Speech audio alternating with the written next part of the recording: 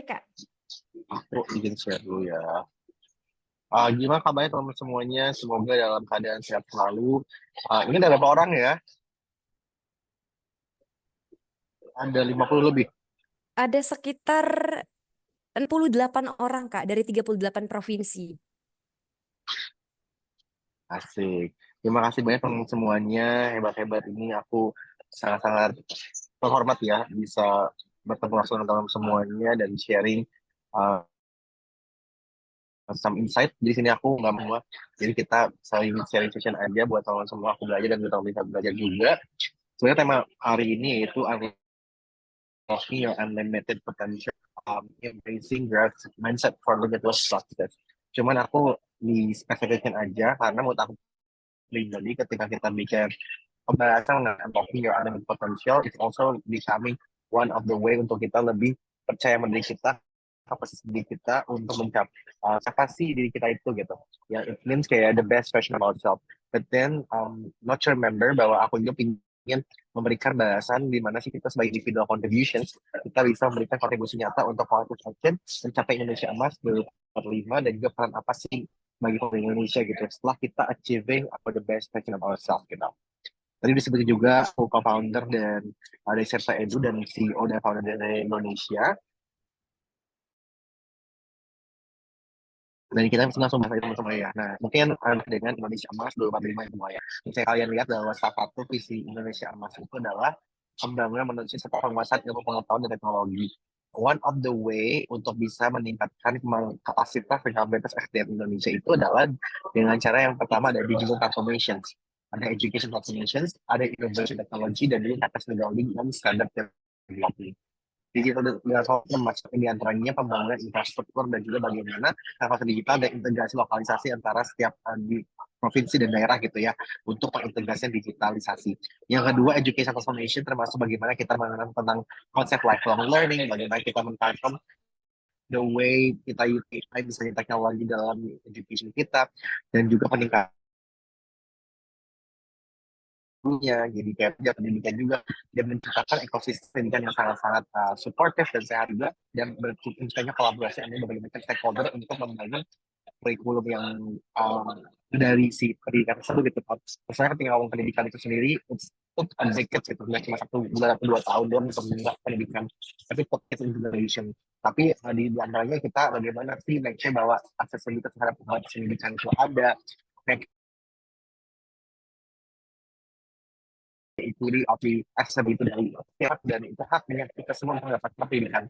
You can imagine where the future every our children di masa depan itu mendapatkan pendidikan yang sangat layak dan juga mendapatkan kualitas pendidikan. Dan imagine lagi bahwa education itu tidak hanya sebagai tempat untuk belajar saja, tapi a launchpad for innovation dan creativity untuk kompetisi dengan global market. Lalu di situ pun ditutup kita berinovasi, which is innovation and technology, dan last but not least, bagaimana kita bisa meningkatkan kapasitas diri sendiri untuk yang building dan self development. Dan itu termasuk bagaimana kita bisa mencapai potensi tertinggi kita. Maksudnya di sini bagaimana kita membuka potensi diri, potensi tertinggi itu juga bagaimana kita menjadi best version, ya achieving your life purpose gitu. Kita melihat bahwa di data tahun 2023 BPS ya, terdapat 16 juta pemuda Indonesia atau 23%-nya gitu dari Indonesia, dari populasi Indonesia. Can you imagine bahwa misalnya ini kan kolektif ya dari pemuda. Gimana bayangin kalau kita punya jumlah pemuda ini untuk dibangun memberikan kontribusi dengan bidang masing-masing yang bisa berdampak dengan pembangunan Indonesia sendiri. Jadi the youth empowerment is very important for us, apalagi dari individual contribution sendiri gitu. Nah, kalau kita ngomongin tentang empowerment itu sendiri, yang memberdayakan para pemuda-pemudi Indonesia ini, misalnya economic growth termasuk diantaranya adalah misalnya peningkatan UMKM, entrepreneurship dan sociopreneur juga gitu kan. Dan ini bisa meningkatkan ekonomi daerah dan ekonomi nasionalnya. Ingat banget bahwa 61% itu dari nasional ekonomi PDB itu terdapat dari pemasukan UMKM. Nah, bayangin aja kita kalau misalnya para pemuda-pemuda dia punya banyak sekali ide-ide kreativitas dan inovasi untuk membuat suatu berangkat UMKM bisa memberikan kontribusi nyata untuk ekonomi daerah kita. ke social development, termasuk juga education advancement, termasuk technological advancement juga, dan bagaimana kita pun bisa making sure bahwa the previous generations yang ada di Indonesia itu bisa memberikan wadah dan platform buat para anak muda bisa berpartisipasi dengan political environment di Indonesia, termasuk policy making prosesnya gitu. Dan terakhir, bagaimana kita sebagai pemuda pun bisa memberikan dampak positif terhadap keberlanjutannya lingkungan hidup di Indonesia. Ketika kita empowering youth, itu tuh involved dengan creating environment di mana every young people tuh bisa punya resources dan juga sumber daya ya, kesempatan dan dukungan dari berbagai macam stakeholder untuk mencapai potensi terbaik mereka untuk berkontribusi positif terhadap penduduk Indonesia. Termasuk diantaranya adanya indikasi tentang bagaimana kita mendapatkan education and development, promote global citizenship dan international exposure, termasuk bagaimana teman-teman kalau kita di Kemendikbud kan ada programnya Islam misalnya, atau kita exchange students, atau kita cultural exchange juga ke negara-negara lain misalnya, itu kan international exposure kita dapatkan juga. Dan bagaimana kita fokusnya tidak hanya di Indonesia, tapi kita punya fokus global, adanya international openness. Terus bagaimana kita pun bisa mempromosikan entrepreneurship dan innovation, meningkatkan civic engagement, membuat namanya safe space dan support network, dan kita pun bisa memfoster digital literacy dan accessibility rights, political policies, gitu. Dan kalau kita dari satu individu, tentunya masing-masing full potensialnya. Terus kita kolektifin gitu, menjadi dari individual contribution itu collective contribution. Dari tadi kan ada 60 lebih gitu, 60 juta lebih penduduk itu orang Indonesia. Imagine to find positive contribution untuk pembangunan Indonesia. That's how we need to empower the young people. Apalagi sekarang udah banyaknya yang people termasuk dari generasi milenial, generasi Z gitu kan, untuk diinvolve sejak dini, menemukan jati dirinya mereka, menemukan potensi mereka juga, dan unlocking their growth mindset dan full potensialnya. Starting pointnya apa sih? Ini bisa dapat dari self awareness dan self identification. Nah, self awareness itu termasuk diantaranya we know exactly what we are. Maksudnya apa aja sih termasuk di antaranya itu kayak we know for our core values, our core strength, kelemahan kita apa, kita tuh open up to the vulnerability juga, kita tahu our lowest position seperti apa, dan dimana kita bisa memperencanakan why and how. Makanya finding your why and how itu penting banget, dimana kamu tuh tahu siapa sih dari kamu tuh sendiri gitu. Because the one who know better itu dengan dari sendiri itu ya dari kamu juga. Jadi it is very important for us untuk trying to making a time untuk diri kita untuk mencari tahu dan mengenali tentang potensi diri kita. Dan self identification tuh termasuk diantaranya juga ada self awareness, self confidence, dan juga self esteem. Self confidence berarti merasa bahwa bukan berarti kayak oh gue pengen banget sih, enggak, tapi lebih kayak we all know bahwa everyone is special and different in their own way, dan setiap orang tuh punya jalannya masing-masing dan be the best version of themselves. Jadi ketika punya prinsipnya bahwa tidak ada tuh yang inferior, tidak ada yang superior, melainkan semua tuh ingin menjadi the best version of themselves. So that's why nggak ada yang namanya comparison kayak compare kayak gini. Oh dia mah kayak gini, dia mah kayak gitu. Nggak ada, soalnya mereka udah masing-masing fokus dengan tujuan mereka. Jangan sampai akhirnya nanti insecure atau jadi imposter syndrome, malah ke trap mentality di mana kita nggak suka lihat orang lain bahagia atau sukses gitu kan. Jadi jangan sampai kayak gitu. Terus self esteem berarti udah kita acknowledge our values, we know our values, dan kita implement that values into the actions. Misalnya kamu suka apa, ya kamu pede aja dengan kemampuan kamu, apa yang kamu gitu. So you also need to know bahwa apa yang kita lakukan sekarang tuh itu kan bakal reflect our future, which is our future kan masih uncertainty ya. Tapi setidaknya kita lakukan apa yang terbaik buat sekarang dan masa depan tuh terrefleks dari apa yang kita lakukan sekarang. Dan apa yang kita lakukan sekarang sebenarnya itu tuh masa-masa lalu tuh bukan membantu ya, tapi lebih kayak memberikan cerminan diri gitu. Jadi menurut aku pribadi, boleh sekali-kali ke masa lalu untuk belajar, tapi tidak boleh selamanya kamu tuh kayak terhantui oleh masa lalu kita. Jadi lebih kayak fokus ke depannya, what you can do, and what you can contribute, dan bagaimana kamu bisa berbuat baik dan bisa accepting yourself gitu. Nah, tadi aku bilangnya self-awareness dan self-identification. Ada satu pertanyaan ketika aku di Columbia University dan juga di Stanford, tapi ini sudah aku di Stanford sih sebenarnya, yang lebih sering ditanyakan. Ada pertanyaan what are you? Nah, what are you itu sebenarnya kayak gampang banget ya. I'm a student, I'm a founder, I'm a co-founder gitu kan. Tapi ketika kalian ditanya satu kalian coba latihan ya. Salah 1 menit kalian tanya, keep asking the same question. Misalnya aku nanya ke Arta, kayak what are you? What are you? Sandrine jawab, aku ini. What are you Sandrine? And keep repeating aja questionnya gitu berkali-kali. Dalam waktu 1 menit, Hitung berapa lama kalian diam. Itu berapa lama kalian kayak a i e o. Maksudnya kayak bingung. Ah ini apa ya? Gue apa ya gitu. Nah, itu salah 1 menit itu kamu diamnya tuh sampai yang nggak bisa berkata-kata atau even kayak kamu berkata-kata kalian tuh diulang-ulang terus. Nah, sebenarnya memang bagus karena kalian di situ kan masa proses eksplorasi diri gitu. Dan di situlah kalian merasa tahu lagi bahwa oh, ternyata gue tuh banyak sekali yang bisa gue uh, we believe bahwa banyak sekali hal-hal di luar sana yang mungkin keantas gitu potensi kita dan mungkin di kita pun nggak tahu siapa. So it's very important for you to try this practice dengan teman-teman semua. Nah, berbicara tentang mindset, ini ada beberapa definisi tentang mindset dan values. Di mana mindset adalah a set of belief or way of thinking yang dimana mindset itu menentukan hal pertama ada mental attitude. Di mana di sini pun dijelaskan bahwa di established set of attitude itu dibawa oleh lingkungan kamu juga dan bagaimana kamu menerima lingkungan tersebut. Maksudnya apa sih? Menurut aku pribadi ketika kamu di lingkungan dan kamu pasti indirectly transfer or receive that kind of values. Dan di situ kalian bakal banyak ini misalnya values atau belief yang kalian punya, kayaknya berubah way of thinking kalian menjadikan oh ternyata gue tuh bisa mikir itu kayak kayak gini karena ya gue di shape dengan seperti ini gitu.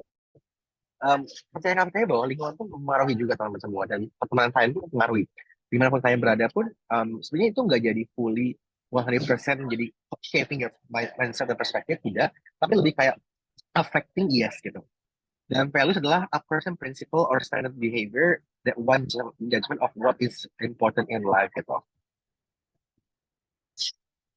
Nextnya adalah apa bedanya antara growth mindset dan fixed mindset. Nah, mungkin teman juga udah mungkin banyak sekali mendengar ataupun melihat materi mengenai fixed mindset dan growth mindset. Orang dengan fixed mindset biasanya termasuk di antaranya ya ada belief, skill, intelligence, abilities, are fixed. Jadi udah natural seperti itu nggak mau diubah. Jadi kalau udah kalau ibarat kata di HP itu ada reset factory ya, udah kayak bahasa kayak di pabrik itu kayak gitu gitu. Dia nggak bisa diubah lagi. Jadi katanya ini yang bawa maaf ya, ini terusnya growth mindset. Kalau misalnya people with growth mindset believe that you can learn and grow your skills, intelligence, dan itu tuh setiap hari bisa di-develop. Karena kamu mau terbuka untuk mengembangkan hal tersebut. Termasuk di antaranya kalau saya cover ini bisa kalian lihat ya, ada kalau misalnya yang mindset di mana dia um, kalau ada kelemahan atau vulnerability itu di hide terus kayak dia tuh maunya tuh avoid the challenge ignore the feedback karena itu penting banget tapi nyetop mindset dia percaya bahwa satu hal itu bisa dilakukan misalnya kayak ada talenta kalian potensi kita tuh nggak hanya satu gitu banyak sekali kita bisa untapped dan kita bisa kembangkan terus percaya bahwa kesalahan tuh bagian dari pembelajaran diri gitu jadi di self reflection buat kita juga ketika gagal atau mengalami suatu proses yang memang tidak sesuai ekspektasi kita itu menjadi suatu hal belajar buat kita juga dan menjadikan opportunity buat kita untuk maju ke depannya gitu dan juga selalu embracing the challenge nggak mau kayak diem aja gitu dan dia yakin bahwa dengan adanya challenge dan dengan adanya pemberian feedback itu menjadi suatu hal yang sangat berharga buat mereka bisa berkembang dan juga melihat orang-orang inspirasional. Nah, ini yang inspirasi itu malah jadinya threaten atau ngerasa kayak insecure atau ngerasa kayak jadinya takut aja dan mereka terancam. Padahal kan setiap orang punya masing-masing ya jalannya gitu. Ini juga boleh nih contohnya juga growth mindset dan juga fixed mindset. Kalian bisa cek juga dari internet gitu. Nah, sekarang bagi individual contribution atau individual shaping-nya itu seperti apa gitu saya mindset kita. Menurut aku pribadi selalu jawab dengan why and how. Yaitu being transformation leader itu aku selalu bilang sih ke anak-anak gitu kayak jadilah leader yang punya objektif tentang social missions dan tahu apa impact ke masyarakat dan you know exactly what you want to do. Jadi how do you see yourself in 5 and 10 years itu seperti apa gitu. Itu penting banget kalian jawab pertanyaannya. Terus am I in the right track? Am I capable of doing things? Itu juga penting banget kalian ini untuk kalian yang akan pada diri kalian. Ada 2 quotes yang aku sukai dari Malcolm dan juga Benjamin. Malcolm bilang bahwa education is the passport to the future, for tomorrow belongs to those who prepare for it today. Ya, menurut aku pribadi yakin banget loh. Nah, yang pendidikan itu tidak hanya bisa doang ya teman-teman semua. Pendidikan itu ada non-formal education dan formal education. Termasuk di antaranya ketika kalian mendapatkan pengalaman, pemberdayaan, atau coaching seperti itu kan tentang pendidikan knowledge ya. Jadi itu kalian bisa prepare untuk meningkatkan kapasitas diri kalian. Dan investment in knowledge play a very important role buat aku. Nah, ketika kalian belajar apapun itu mendapatkan bayangan atau mendapatkan hal-hal yang kalian nggak tahu, misalnya biar skill baru itu kan berarti kalian trying to keep up dengan the major trend sekarang apa dan apa yang bisa berguna dengan diri kalian dan hidup kalian juga gitu, dan bisa berdampak buat orang lain juga ya. But after I explain every kalian, semua itu sih ada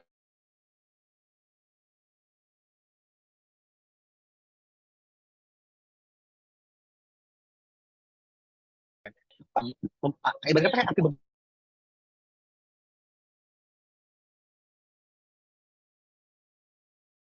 kalian punya passion, berarti kalian punya karena you know exactly what you do, gitu. Ya you know exactly what you like gitu, yang what you like posting gitu. Jadi kan itu happy bawaannya ketika kita punya passion. Jadi kalau kata Oprah, passion itu energi dan itu feel the power that come from focusing on what excite you. Nah, balik lagi ke purpose sekarang. Nah, ketika kita punya passion, berarti kan udah punya nih motivasi yang dari kalian. Tapi untuk mendapatkan motivasi tersebut, kalian harus tentukan dulu objektif itu apa, tujuan itu apa, termasuk purpose-nya di sini tujuan hidup kalian. Dan I do believe bahwa setiap orang tuh pasti punya proses yang sangat panjang untuk mencari purpose hidupnya kalian. Karena nggak semua orang tuh punya, baik lagi ya, nggak semua orang tuh punya momentum kehidupan yang tiba-tiba gitu. Kan nggak semua orang misalnya dapatkan ilham ya, atau mendapatkan true calling gitu. Ada menurut aku pribadi, purpose itu dilakukan ketika kalian mendapatkan momentum.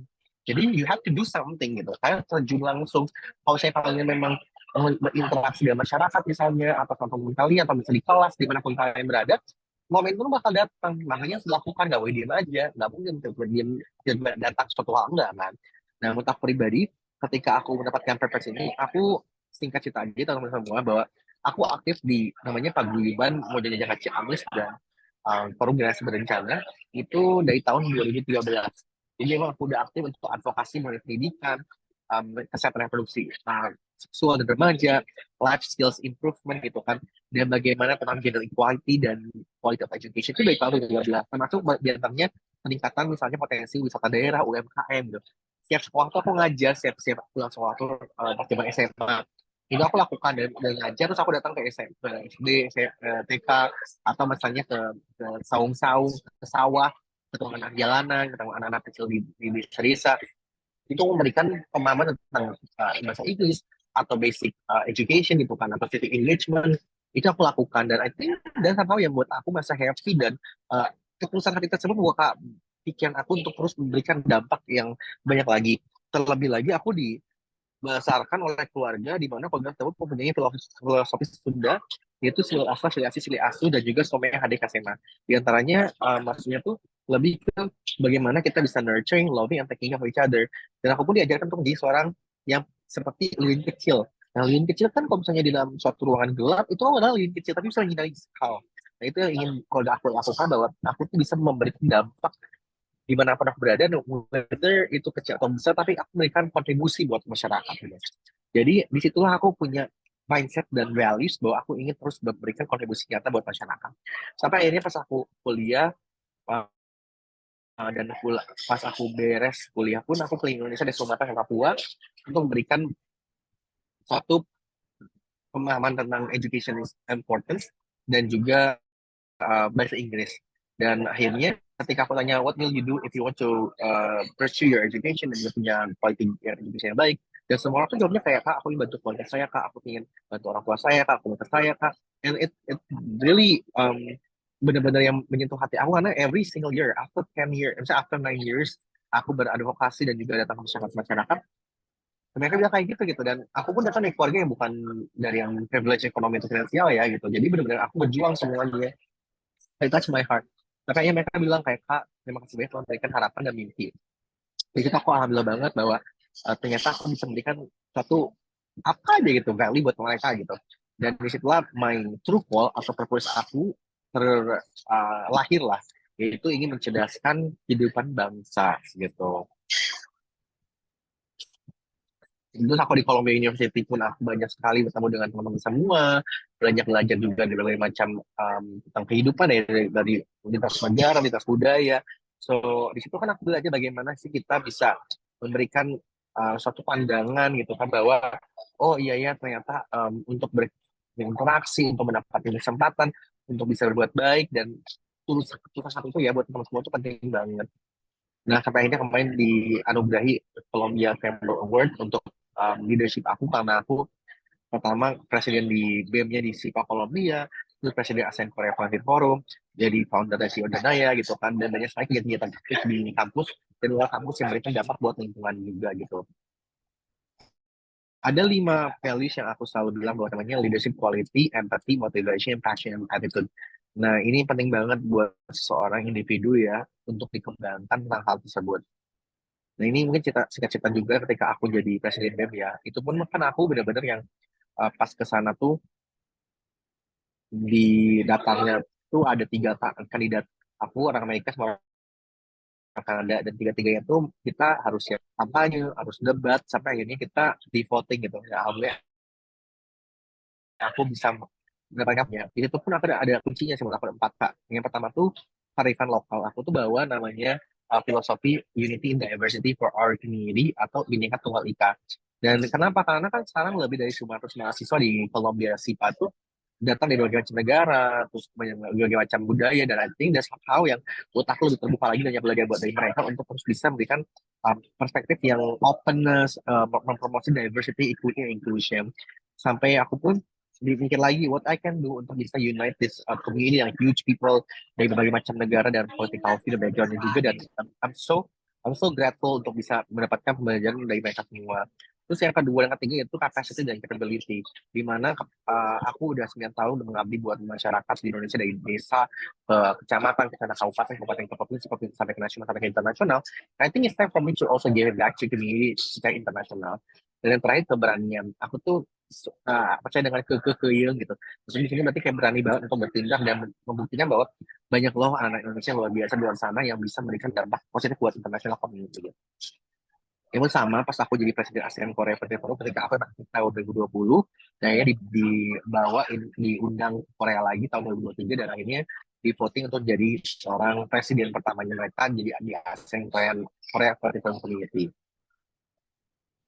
Lalu pas lagi di Stanford, pas tahun 2023, hanya aku mikir lagi, pas aku ngambil kelas filosofi, living on purpose, what can I do gitu kan. Saya melihat bahwa Indonesia, saya bisa cek di datanya bahwa tahun 2022 kalau nggak salah ya, orang-orang yang mendapatkan akses pendidikan kayak education S1, itu tuh kurang lebih ada 6%. Sedih kan, dikit banget anak-anak kita, anak S1, misalnya kayak yang udah dapat S1 tuh mendapatkan akses untuk S1 tuh sampai kurang dari 6% gitu dari total penduduk Indonesia. Itu kan jadi hal yang suatu menurut kita, ya kita harus improve dong bagaimana kita bisa memberikan akses pendidikan buat anak-anak kita gitu. Jadi tambah lagi, kita masih kekeh dengan formal education bahwa um, dan selalu bilang bahwa setiap education itu kita pokoknya kuliah atau sekolah harus dapat sertifikat, maksudnya kayak ijazah. Dan kan maksudnya kuliah itu tidak hanya melulu tentang ijazah, tapi what you can learn dalam learning environment tersebut, bagaimana kalian bisa berkomunikasi, berinteraksi, mendapatkan tadi ya forming your characteristic, your personality, attitude kalian dibentuk dan morality kalian. Karena bagaimana kalian bisa memecahkan suatu masalah dan mendapatkan suatu pengalaman bahwa this is the world we are living, we need to address this kind of wicked problems dan bagaimana kita bisa bekerja sama untuk mencari solusi dan juga eksplorasi diri gitu. Bagaimana kita menemukan jati diri kita juga di sana. That's how the essence of school juga dan education gitu, belajar, learning process. Tapi kan memang kita banyak juga masih kayak fokusnya tuh pokoknya gue sekolah karena ijazah aja gitu. That's something yang menurut aku sedih karena we didn't know why and how you want to do something termasuk diantaranya ya sekolah dan study gitu. Nah akhirnya ditambah lagi kayak apa yang bisa kita bantu untuk bantu pemerintah untuk memprovide si education tersebut. Ya udah kita jalan di non formal education setelah aku 10 tahun udah ngabdi. I think it's time for me to lead some organization atau one organization. Akhirnya dibentuklah Yayasan Dharma Negara Indonesia dan alhamdulillah sampai sekarang kita udah lebih dari 12.000 peserta ya dari berbagai macam kolaborasi dari berbagai macam institusi untuk bisa memberikan mentoring ataupun webinar, seminar, dan juga workshop untuk teman-teman semua di seluruh Indonesia gitu. Sampai kemarin aku ke UN Geneva untuk menjadi delegasi dari Indonesia juga, ada 2 orang. Itu aku dapat kesempatan untuk bekerja di Working Group 3 dan lead the AI Youth Network Initiative untuk membentuk suatu gebrakan baru, network atau organization atau platform penyediaan AI buat seluruh pemuda Indonesia dunia gitu kan. Akhirnya aku bikin nih kalau menurut aku dan alhamdulillah juga setelah aku pulang dari UN, aku langsung bikin startup dan launch kemarin di bulan Juli ini, yaitu namanya Sentra gitu. Wujudkan mimpi anak bangsa melalui teknologi dan pendidikan. Teman aku dari Stanford, dia Master of AI dan aku Master of Public Administration di Columbia. Kita bersatu untuk membuat suatu gerakan baru lagi, inovasi, yaitu buat satu inovatif platform berdasarkan AI gitu. Ada dua misi kita, yaitu revolutionize dan democratize process of English test dan university admission gitu. Kemudian kita ada dua produk juga. Yang pertama test prep, termasuk diantaranya personalized learning untuk bahasa Inggris kita. Jadi semua dari duta inspirasi yang ingin belajar bahasa Inggris, IELTS, TOEFL, itu boleh banget menggunakan Sentra, boleh cek juga di website kita. Nanti tolong follow ya Instagram Sentra, edu.io dan juga dana.id. Di sini pun kalian bisa mendapatkan misalnya simulated exams, in-depth evaluation, dan tracking dan 24/7 robot tutor. Dan sedangkan di University Prep itu lebih kayak mungkin banyak teman-teman yang salah jurusan atau ingin dapatkan rekomendasi kampus, itu bisa pakai AI juga untuk memberikan university recommendation dan essay editor sampai semua interview dan admission strategi juga. Semua jadi kayak ini contoh aja kecil bahwa kayak banyak sekali potensi diri kalian bisa kalian lakukan juga. Ini beberapa hal juga, self awareness, self position, authenticity, being sincere gitu. Be yourself gitu, dan juga usaha hati yang kalian miliki dan memberikan dampak. It's not about sebesar atau kecil dampaknya ya, tapi kalian bisa berkontribusi buat kita gitu. Bagaimana kita tentukan siapa diri kalian, apa yang ingin kalian accomplish, and what is your unique value proposition gitu kan. So I think that's all ya teman-teman semuanya untuk unlocking di potential yang kalian punya untuk punya growth mindset dan juga bisa memberikan satu dampak lagi buat masyarakat.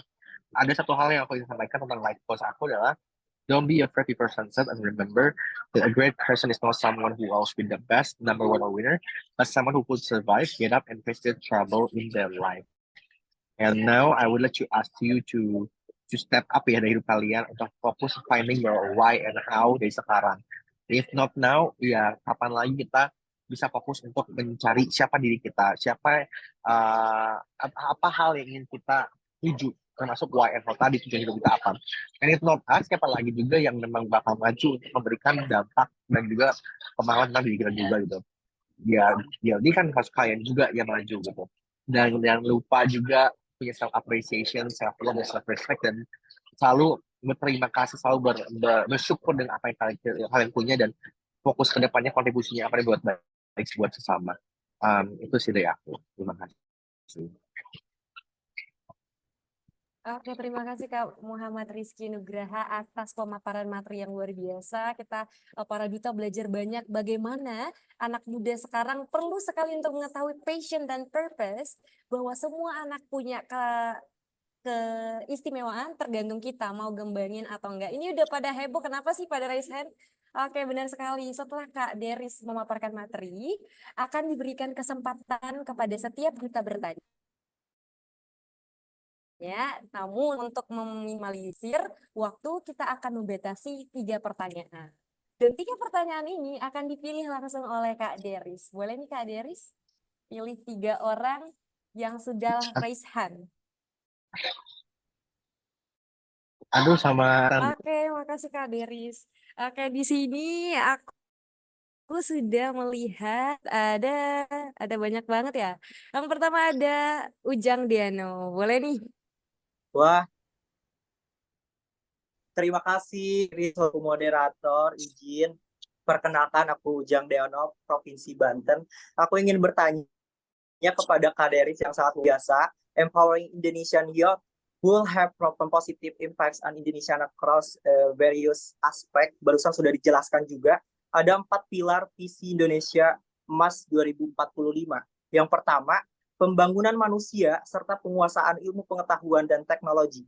Yang kedua, pembangunan ekonomi berkelanjutan. Ketiga, pemerat bangunan. Dan keempat, pemantapan ketahanan nasional dan tata kelola kepemerintahan. Dan Diano ingin bertanya, manakah dari 4 poin pilar tersebut menurut Kak Deris yang sudah dirasakan impact-nya hingga saat ini? Dan juga apa sih yang menjadi target Indonesia Emas pada tahun 2045?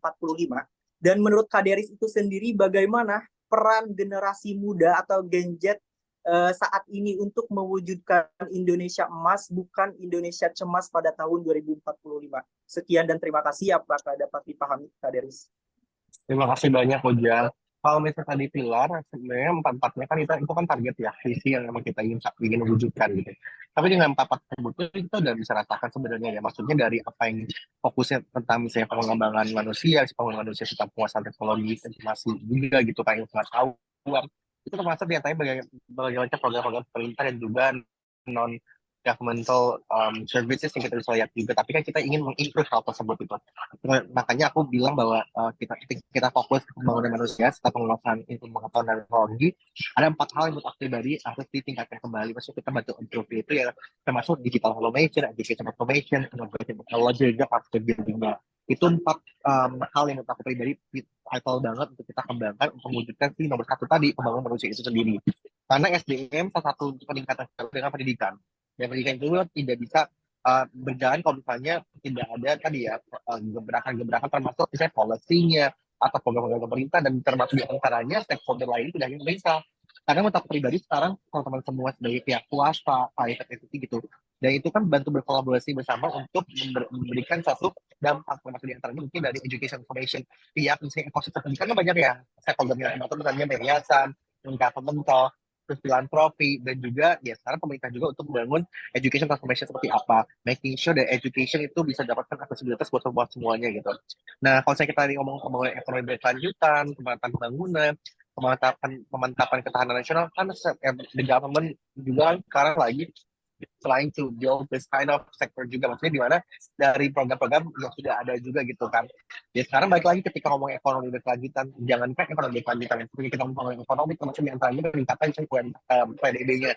Itu kan termasuk di antaranya bagaimana kita memanfaatkan tourism sektor ataupun misalnya dari pangan dan juga dari pertanian, sampai intinya bagaimana kita meningkatkan misalnya UMKM-nya.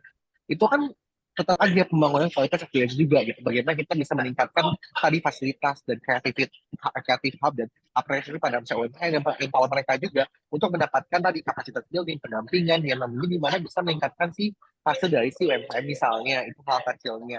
Dan juga secara berkelanjutan termasuk diantaranya bagaimana kita mengimplement aspek-aspek termasuk bisa lingkungannya, termasuk bagi sosial budayanya juga gitu. Dan lain misalnya pemerataan pembangunan infrastruktur itu kan hal yang memang susah, kita bisa rasakan, contohnya misalnya dari pemerataan pembangunannya tuh bisa termasuk di antaranya ya kayak public transportation, adanya misalnya kalau di Jakarta kan bisa termasuk misalnya LRT misalnya tuh, ada misalnya LRT sebagai itu kan termasuk salah satunya gitu lah. Dan bagaimana kita bisa meningkatkan misalnya di pulau-pulau lain, dan sekarang misalnya di IKN itu seperti apa juga, itu kan bisa termasuk salah satu pemerataan dan pemerataan pembangunan. Dan termasuk yang tadi pemantapan ketahanan nasional, bagaimana national security dan atau kalau pemerintahan dari transparansinya, akuntabilitasnya, dan semuanya itu kan termasuk diantaranya indikator-indikatornya. Mungkin dari Ujan atau semuanya udah cek banget dari di internet juga ada di materi mengenai indikator apa aja yang poin per poinnya dari si pilar Indonesia hasil itu kan memang ada terbuka ya, open source, bisa dibaca lagi. Terus yang kedua, kalau misalnya ngeliat dari sini pilar tersebut itu bagaimana sih peran pemuda dari Gen Z itu sendiri kan, misalnya anak Indonesia.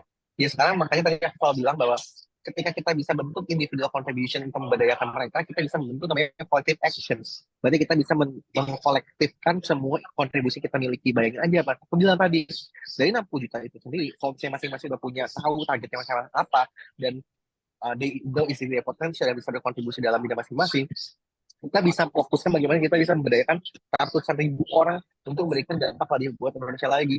Jadi ketika ngomong Indonesia emas atau Indonesia emas, baik lagi menurut aku pribadi, baik lagi itu perspektif kita yang pribadi gitu. Kita harus punya keyakinan bahwa kita bisa membentuk Indonesia emas gitu. Dengan cara apa?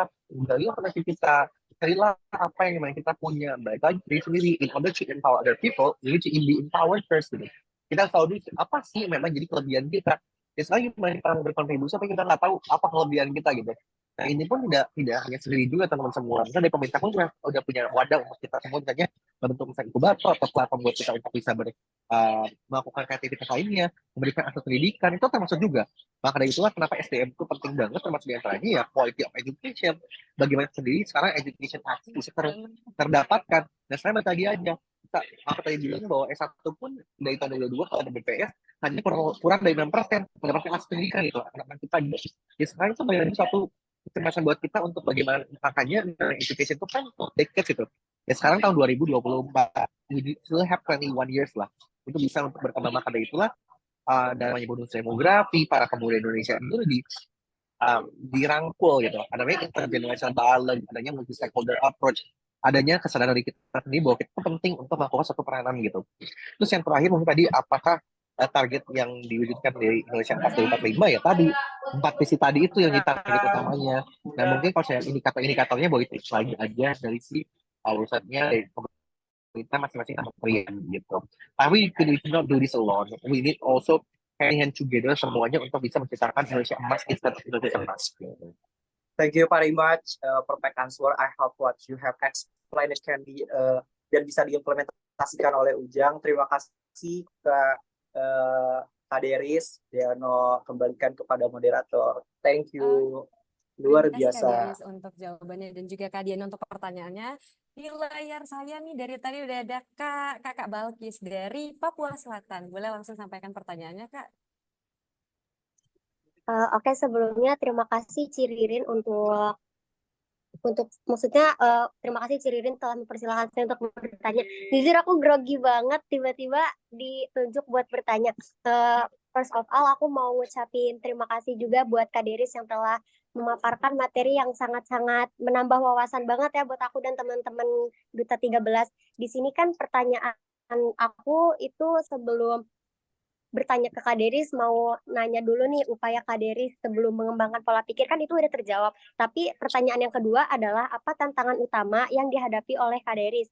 Kemudian bagaimana sih cara Kak Deris mengatasi resistensi perubahan dalam diri Kak Deris? Karena kan sebelum kita mengembangkan pola pikir kita nih, pasti kita kan ada yang namanya resistensi perubahan dalam diri kita. Nah itu tantangan utamanya apa dan bagaimana cara Kak Deris mengatasi resistensi perubahan itu? Mungkin itu aja Kak Deris cukup. Terima kasih banyak Balkis. Kalau tantangan utama banyak sekali tantangan utamanya, termasuk misalnya dulu masalah finansial juga. Sampai aku itu pas sampai kuliah satu, aku sampai bikin cari part time juga gitu kan. Karena kan kalau zaman dulu kan kalau misalnya part time susah ya, nggak kayak sekarang. Sekarang kan banyak sekali aktivitas untuk part time. Gimana tuh susah banget sampai aku kayak jadi agen asuransi, agen MLM, jadi pembicara sana sini, jadi coach juga, ikut lomba sana sini buat bisa dapat juara kompetisi, dapat duit alhamdulillah gitu kan. Terus udah gitu um, jadi marketer juga gitu, sampai ya wedding MC, wedding singer aku lakuin semua itu untuk menutupi tadi ya kebutuhan aku yang memang harus aku jalankan. Sampai pernah di saat yang S1 tuh aku nggak makan saya tuh makan garam aja gitu, aku pernah kayak gitu juga karena kayak balik lagi finansial saat itu memang benar satu challenge utama. Tapi tambah lagi ketika aku mau S1 sebelum S1 kan aku memang belum keterima, saya nggak keterima SBMPTN, SNMPTN gitu. Itu kan salah satu chance buat aku gimana aku bisa menerima kenyataan bahwa ya balik lagi jalan Tuhan tuh lebih baik. Misalnya cara Tuhan itu selalu ada yang terbaik buat kita. Jangan pernah kita merasa bahwa kita tuh tidak terbaik atau jadinya tuh kayak kita merasa bahwa the end of everything gitu. Padahal banyak hal di luar sana kayak when one door closed another open. This kind of thing jadi challenge utama aja buat aku untuk perubahan mindset kita gitu. Tapi balik lagi aku yakin bahwa kayak ya kita harus terus berusaha meyakinkan diri bahwa adanya takdir lain yang kita harus jemput gitu. Misalnya ada lagi kesempatan lain ya A sampai Z yang kita bisa dapatkan gitu. Itu kan perubahan mindset di mana aku tanya why and how I want to do something. Terus ditambah lagi tadi empati terbentuk dan humility terbentuk karena aku sering datang ke masyarakat and I know exactly people juga banyak merasakan hal-hal yang tadi banyak kesulitan, and it's time for us untuk try to be grateful, bersyukur, dan facing the self vulnerability dan juga low solution of our life itu penting juga. Terus saat aku masa ke Belanda itu kan aku datang benar-benar nekat ya, nggak ada beasiswa hidup, cuma beasiswa pendidikan doang. Biasanya aku bisa datang ke Belanda yang aku naik sepeda 60 km PP gitu kan karena punya duit gitu kan. Tapi I manage myself untuk bisa berjuang gitu. Itu kan cara pemikiran tadi kritis dan mikir aja kayak dan percaya bahwa Tuhan tuh selalu ngasih jalannya. Kalau saya mau udah jalannya pasti ada aja jalannya gitu. Nggak mungkin dipotong. Kalau dipotong berarti memang udah bukan itu jalannya gitu. Tapi we have to know bahwa if it meant to be ya meant to be juga gitu. Jangan sampai kayak kita merasakan bahwa pokoknya kalau nggak sesuai ekspektasi udah baik gitu. Enggak. Kita try to think and deal with ourselves. Tapi yang paling rendah dan terberat di hidup aku adalah kehilangan orang tua aku gitu. Kayak mama aku, kayak kakak aku. Itu kan dunia berasa udah kayak keguncang banget, belah-belah. Tapi kan aku kayak life must go on. Dan kita harus maju ke depannya gimana caranya kita bisa tetap maju gitu. Itu hal yang mungkin yang teman harus pikirkan bahwa untuk mendapatkan suatu hal seperti yang yang kita dapatkan sekarang tuh banyak pekerjaan, perjuangan, kerja keras dan juga ya pilihan-pilihan kehidupan yang memang kita alami gitu. Termasuk diantaranya sacrifice kita juga gitu kan. Kalau pribadi kayak sekarang mungkin terlihat sangat kuat, terlihat sangat alhamdulillahnya banyak kesuksesan di luar sana. Tapi kan itu tuh aku datang dari proses yang serba A B C D F G gitu. So we could not say bahwa result orang tuh kayak cuman oh dia bisa kayak karena gini doang enggak, tapi kayak banyak sekali perjuangan tantangan hidup yang kita lalui. Dan kata gunung A udah sini kita hadapi, udah kita hadapi gunung B lagi, gunung C lagi, kita menaklukkan gunung-gunung di luar sana gitu. Tapi selalu bersyukur, selalu tak rendah tapi misalnya kayak be humble gitu kan ke diri kita dan ke orang lain juga gitu dan bisa memberikan tadi kontribusi dan berbuat baik buat sesama. So I think spiritually dan emotionally intelligence juga penting banget untuk kita bisa mengubah mindset atau kata kita untuk menghadapi dunia ini. Selalu bersyukur. Oke, apakah cukup menjawab Kak Balkis?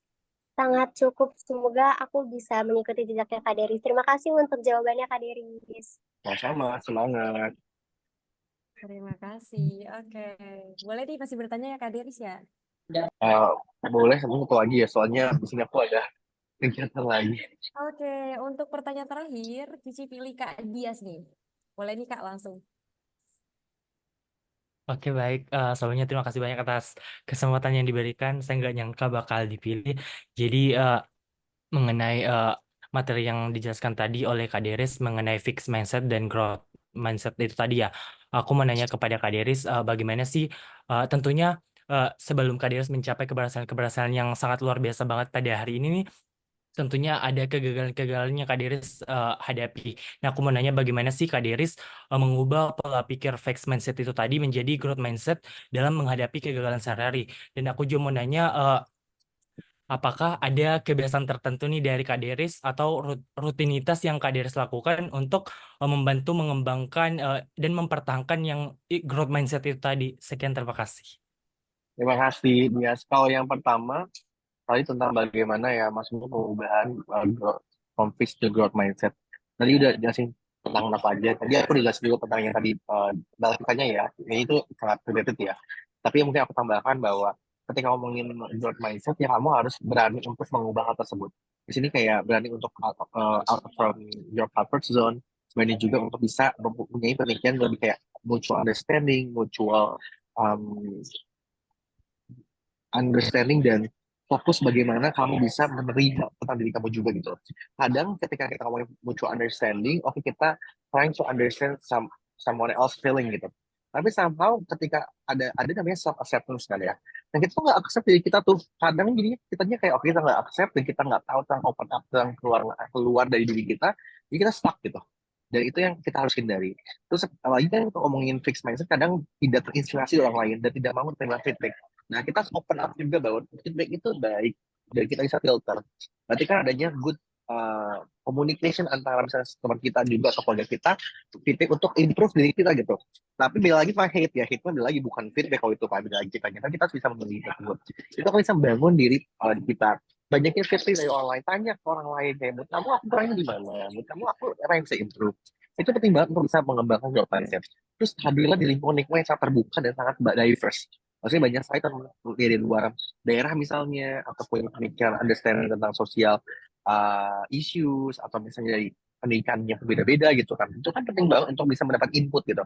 Karena banyak aku bilang bahwa setiap individu ketika dikasih environment tuh beda-beda cara pola pikirnya juga.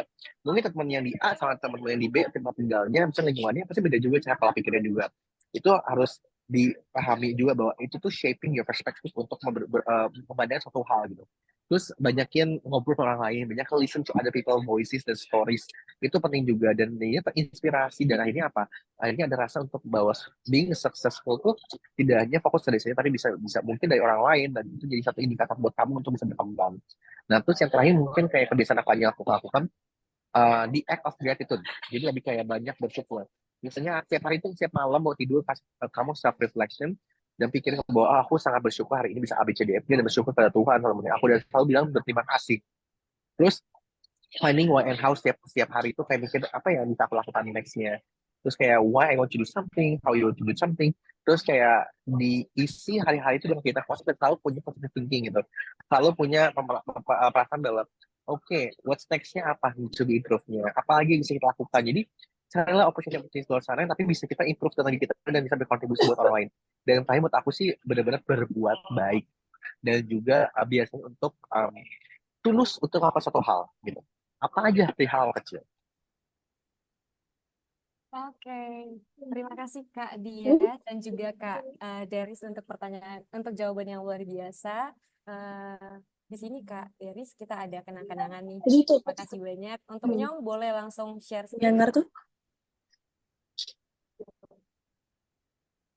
karena Yang Kak lain. Deris akan ada kegiatan lainnya. Di sini kami dari kita Inspirasi Indonesia ada kenang-kenangan karena Kak Deris sudah menjadi narasumber pada coaching kami ke-13. Semoga dengan adanya coaching ini, kami anak-anak bangsa boleh tergerak lagi. Oke, untuk operator boleh diambil alih dokumentasinya. Oke, baik. Untuk Kak Deris, izin Kak, mungkin bisa yang pertama gaya formalnya dulu nih, Kak. Oke, Kak. 1, 2, 3.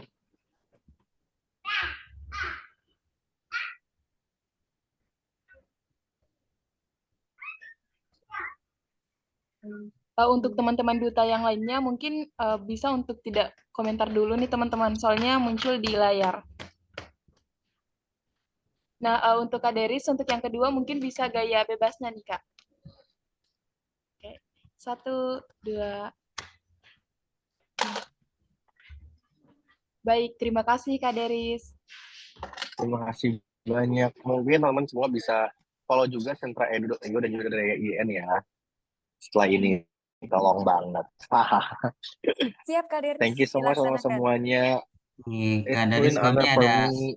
satu kenang-kenangan lagi nih, Kak, buat Kak Daris. Oh, ada. Ada Kak. Oke, siap-siap.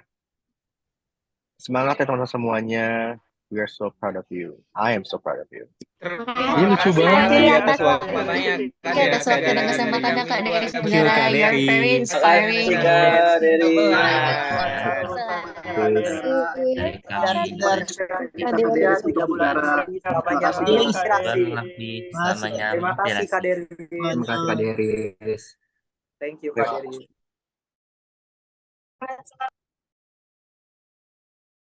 Terima kasih banyak semuanya. It's truly an honor for me dan really grateful to have you all here.